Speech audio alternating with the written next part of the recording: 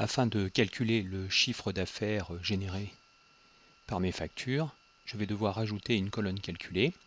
En effet, donc la quantité de produits vendus se trouve dans la table détail et le prix des produits, le prix unitaire, dans la table des produits. Je vais donc, à l'image de ce que je ferai avec une fonction recherche V dans Excel, rentrer une formule.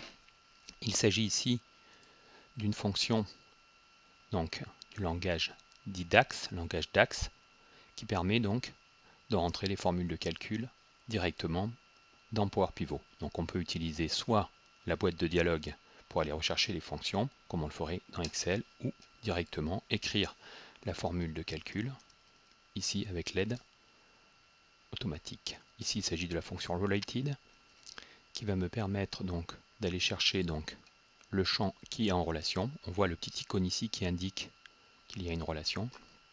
Donc je peux directement aller cliquer sur la colonne qui m'intéresse. Remarquez que je clique n'importe où dans la colonne, peu importe la ligne, je ferme la parenthèse et je vais multiplier le prix par la quantité qui se trouve ici. Je n'ai plus qu'à valider.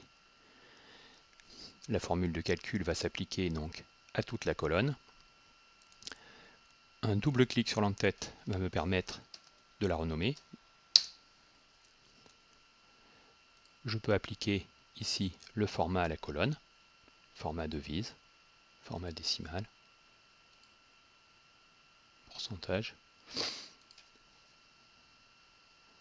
Si je souhaite changer la forme, par exemple ici de la date de règlement et de la date de facture, je vais sélectionner les deux colonnes.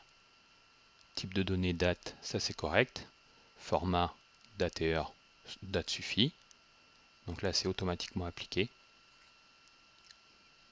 Et si je souhaite masquer une colonne de manière à ce que cette colonne n'apparaisse pas côté Excel, je ferai simplement ici un clic droit sur l'entête de la colonne de manière à choisir masquer dans les outils clients.